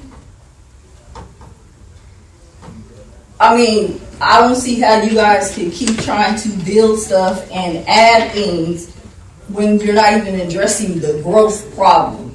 It's a good problem, but you need to address this with the infrastructure first. I mean, we're all being inconvenienced from the warehouses You said in our town hall meetings now, none of our fees were going to go up. Surprise, surprise. Now our trash is going up when you threw all those numbers at us in our town halls. I mean, this is getting ridiculous. All you guys do is play word games and throw numbers. And this game nobody else supposed to catch on. We all want to live here comfortably. We don't want to have our taxes raised, and we don't want to sit in traffic for 15 to 20 minutes trying to pick up a child or trying to get to work or go to the store.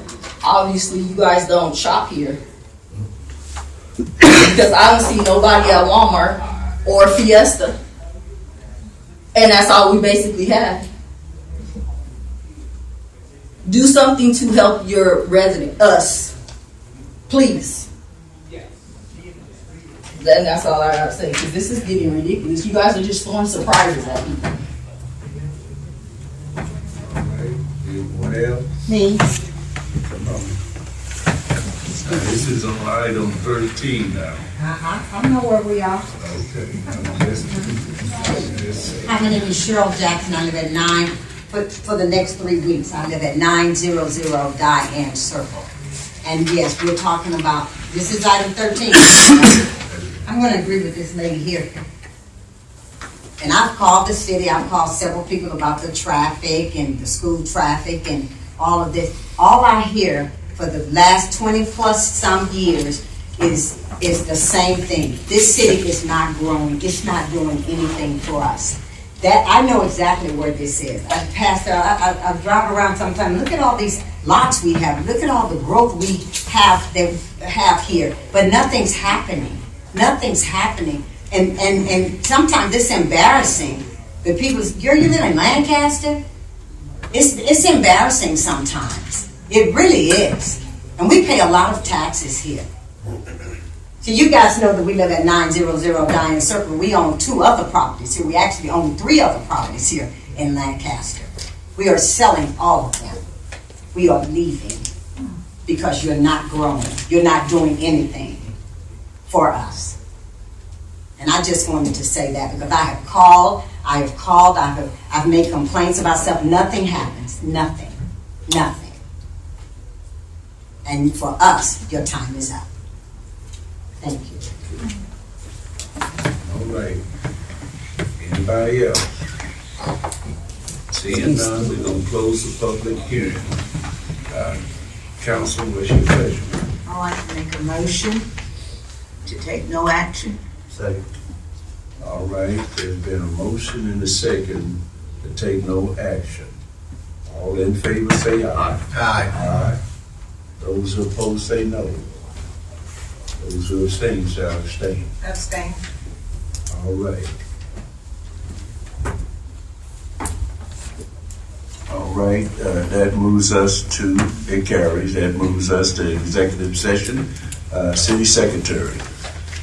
In accordance with Texas Open Meetings Act, the City Council will convene an executive session to consider the following matters. 1, Section 551071 pending for any contemplated or potential related litigations in regards to A, real property located at 1508 Juvenile Boulevard, Fairfield Place Apartments. B, sales tax audit. C, requested disannexation for 2 parcels totaling approximately 104.4 acres.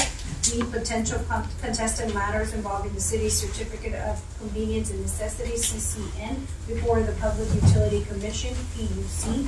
E, potential hotel tax collection litigation. F, consider and take action to authorize litigation to address code enforcement and substandard property issues at the real property addressed as 1102 K Street. All right, Council. It is now 8:43. Meet us in the boardroom. But I will, between now and then, let's take a 5-minute recess break.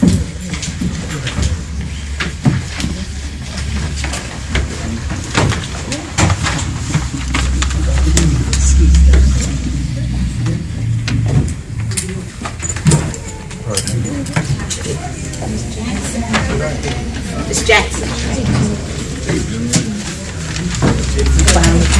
Yes. Always out.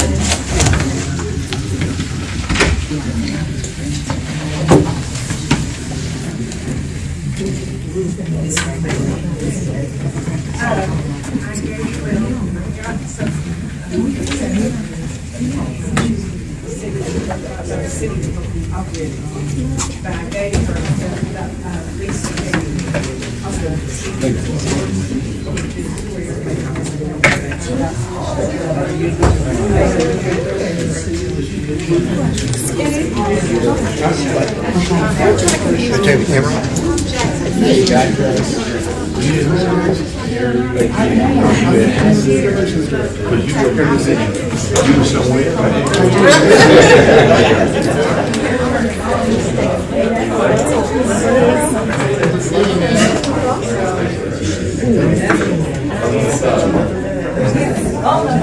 Okay. But no, I was only asking because there's somebody who's been calling me that hasn't returned my call that wanted to do anything with that. Yes, let me go grab him. Y'all straight off real good. Yeah, I didn't see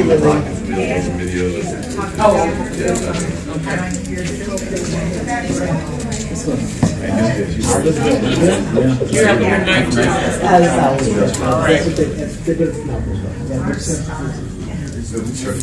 Thanks to the I had vacation last week and I need vacation on the day. Just to get back in the flow of work. I went to work today, my body was there, but my mind was still on vacation. Work is a vacation. At home? At home? Home Depot. No, that's I told my wife I work somewhere else. I want to work at Garden Center. You know, I would love to work at Garden Center. Can you not just pick that? I can transfer, but you know, when you get to 100-something degrees, they got to act with it. That's true too. They did put a couple of pounds out there for the checkout people. When I look from my two-story window at the office, I have the guy mowing the yard. When it's real nice out there, I'm like, I wouldn't mind doing that. When it's 107 and I see him, I'm like, thank God I'm not. Trust me, we rotate people in and out. We rotate them out real quick. You got 1 hour to be out there. If you come in, somebody else go back there and take over. Lancaster has that little booth for him now. Yeah, they just put that booth up, and I told them, you can be out here.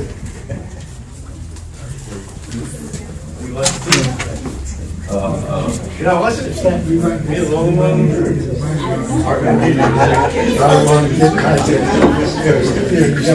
Just look down like this and walk like this.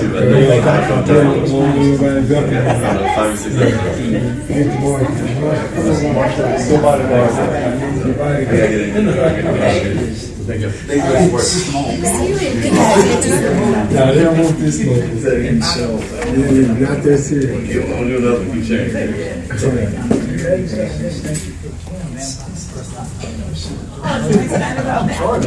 It's all right, man. Let me try to tell you the thing. No problem. No problem. I do it for the city.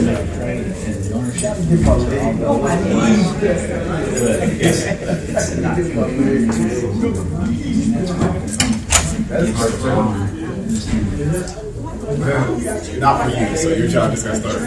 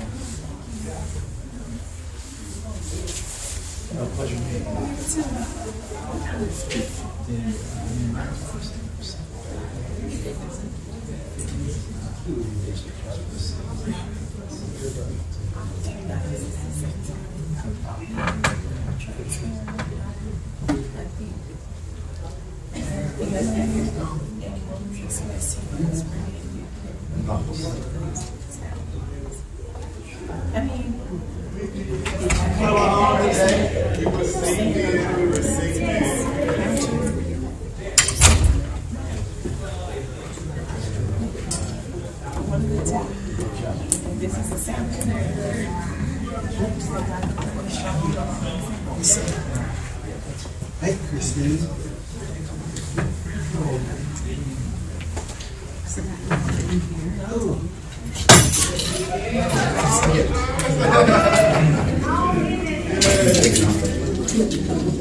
Okay.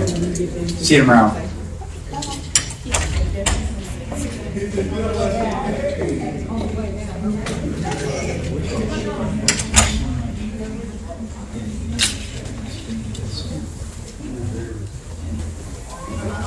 See you.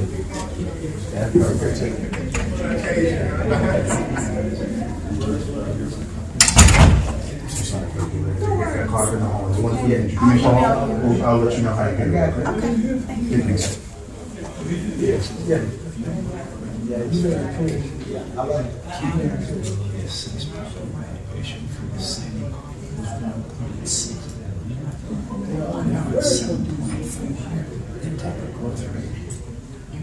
Lancaster against any city in the country and it's coming from Walmart.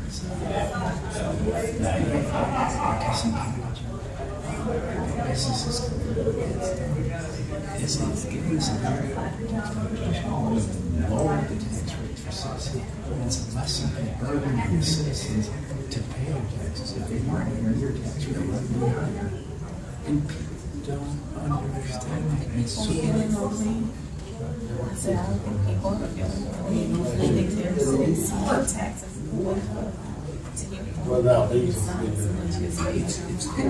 it's carved down, it's the absolute value. So we don't live under the same thing. We influence, the absolute value has gone up because that's a point to make the appraisal values are wrong. City has control. Appraisal values are marked. So that when that goes up, they don't. They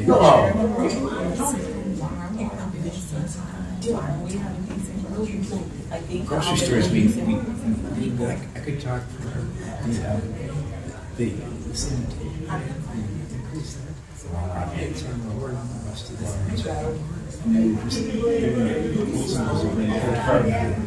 and you're 16 and change, but that's still Cedar Hill, everything around here. Our water rates are a function of, we have to buy the water from city towns. And because we have capital projects, we're improving the infrastructure.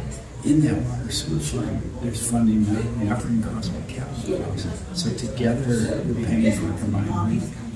When August was there's a firm that advises the city that comes here and does the exploration, and they give the advice as to what to do for water and water sewer rates. Come to that. It's very informative. And they go through the recommendation for that, and I think they do a really good job. And the printout in the city council agenda, I think, shows what they're recommending. So we don't do it by ourselves. I do ask great questions. Have you gone to the city classes? You would love that. They go through every department in the city. Like 1 week it's the fire department, 1 week it's the police department, and it takes you through everything you'll learn so much. And you ask such great questions. Where is that? Here, the gentleman you talked to, Rashawn, he actually heads that up. Tell him when he gets back to you that you'd like to go to the city classes. You would love that. Okay. And with the questions you ask, you're going to learn a lot. And then what happens after that is that you're then eligible for that training to sit on some of these boards. So if you want involvement and give a say to the city, that's a good opportunity. And this is my third year next year. But I always go to the city classes too because I learn something. It's it's the same information. You pick up some more than No, every week for like a 13-week session. And each week is different. I think there's 1 week off before Thanksgiving. It's enjoyable. They feed you, and then you get a guest speaker, and you go to a different site every time. They're not all in there. You would love it. And some of these questions that you have on the I would say misconceptions, but it'll allow you to ask questions to the people in charge of those departments that you think you're not getting the full story. I'm And just that's done. usually like the summer or fall? It starts the last week of August and goes to like 2 weeks before Thanksgiving. So it's coming up. Okay. Yeah. You would love it. Yeah. Remind me your name. Mike Duncan, CFO. Mike Duncan. Okay. I'm Jack's Porter. Okay. And you met for Sean. Yeah. How's he going? What did you need from him? Well, I was just talking to Councilman Cheatham. Yeah, you're in his district. I'm not, but I bumped into him at a basketball game, and I remembered him from one of the meetings, and we just talked. I was telling him that I really liked the amphitheater space at the park by the lake, but I never see anything. No, Vince? Yeah, I never see anything happening. He's a good one for that. And he said that they usually do something around like 4th of July. Oh, did it's you like know an that annual before? thing. I haven't. The 4th of July event's usually cool. That's what I heard. But other than that, Yeah. they don't really use it. Yeah. And I had some ideas for some things we could do to use that space. Some cities use like laser shows and stuff like that in the summer, and families can have picnics. We could do Well, something like that. that's exactly kind of the thought. Like, let's do a Oh, movie yeah. on series. Yeah. You can just say it was like a really unutilized space that can really bring people out. It would be family friendly. It'd be low cost. Civic thing when you get to that area that night you can raise them. Have you thought about doing this?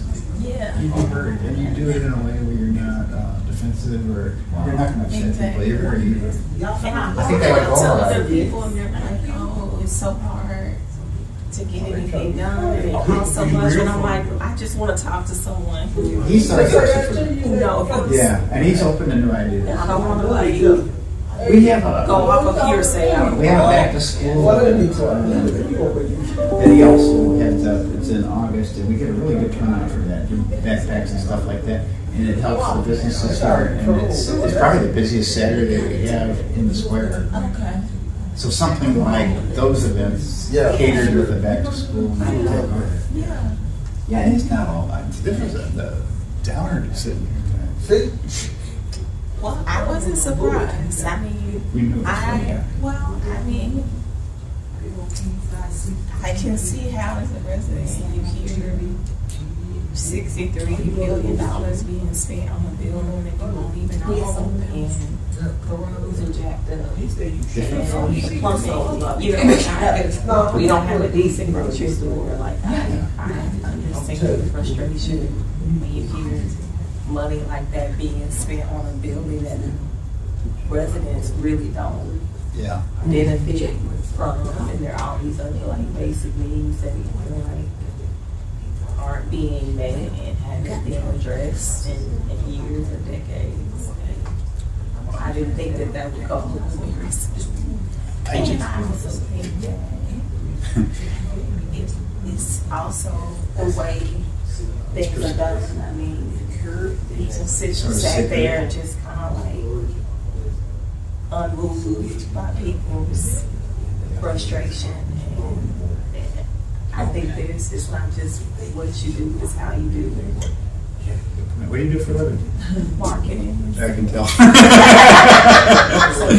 And for transparency, I think you hear the overwhelming sentiment, and if it is really just that people are ill-informed, then take the opportunity to address the concerns. It's like people are asking the same question, and everyone's is it like, well, actually, this is a different budget, or whatever it is. Like, you have the opportunity to make people understand, and you just like, I don't care if I'm having one. Yeah.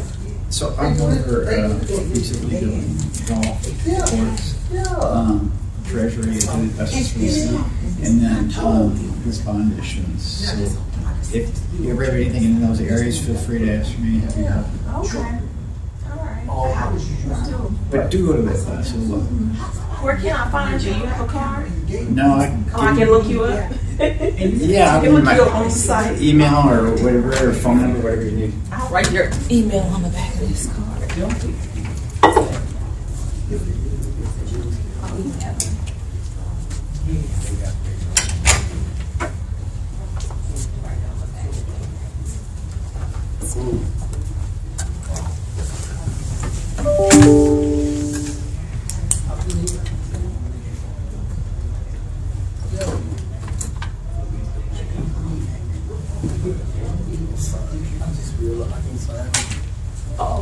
I was so good. You sure was. See you later. Thank you for taking time. Okay, take care. Hello, you again. All right. You hear me the other day? Yes, I do. How did I do? Well, I wanted to make sure I from what I no, you did well. Okay, I just wanted to make sure. I thought every. I kept wondering why they called me up there right after I said, I'm not talking about that. I had a slim slither. He was like, you okay? Come on. Well, have a good evening. You too. Thanks for coming in and thanks for voicing your opinion. Yes, thank you. Take care of me. I come over there and mess with you. Well, you know what I'm at. I should have gone. 8 to 5. Is my judge still over there? Yes, ma'am. He's still there. Just So what's this judge over here? She running against him? Who? It's a female lady. No, I judge the city judges. Oh, okay, okay. I judge the but the judge over there is the judge that's running is going to be down in the court, county court. I mean, down. Oh, okay. Yeah, no. He's still here. I like him because he lives with her. But he's also Yeah, you do. Yeah. He's my son. You do. He's going through the adolescence. He don't know like him.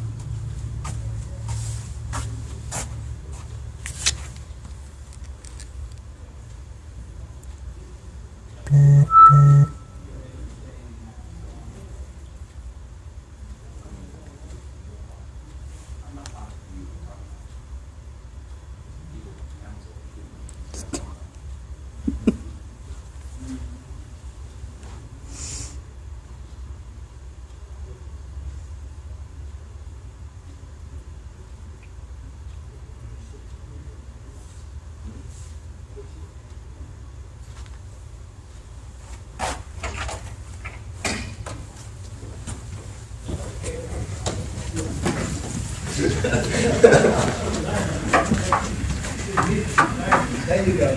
There you go. Second mistake. No, there won't be a third. Mr. Robbins.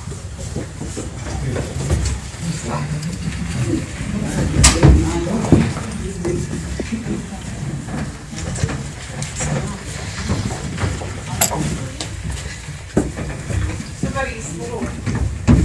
Oh, it's Jordan. Oh, okay.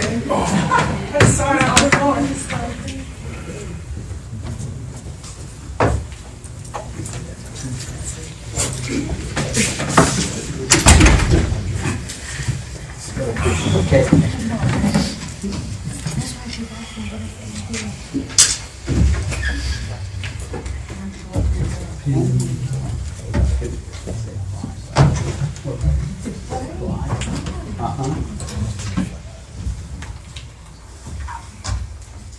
All right, council, we are reconvening into open session at 9:07.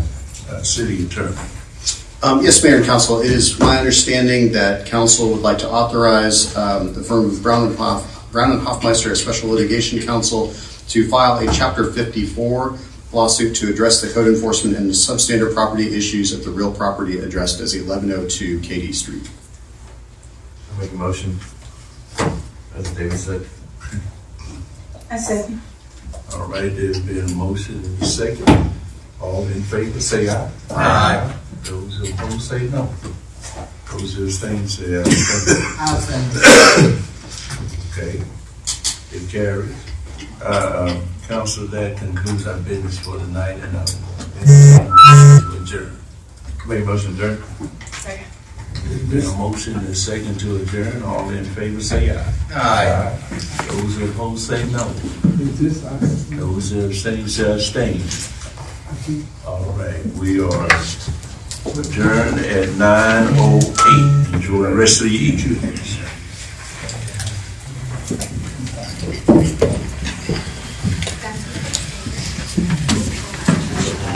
Yeah, have a good night.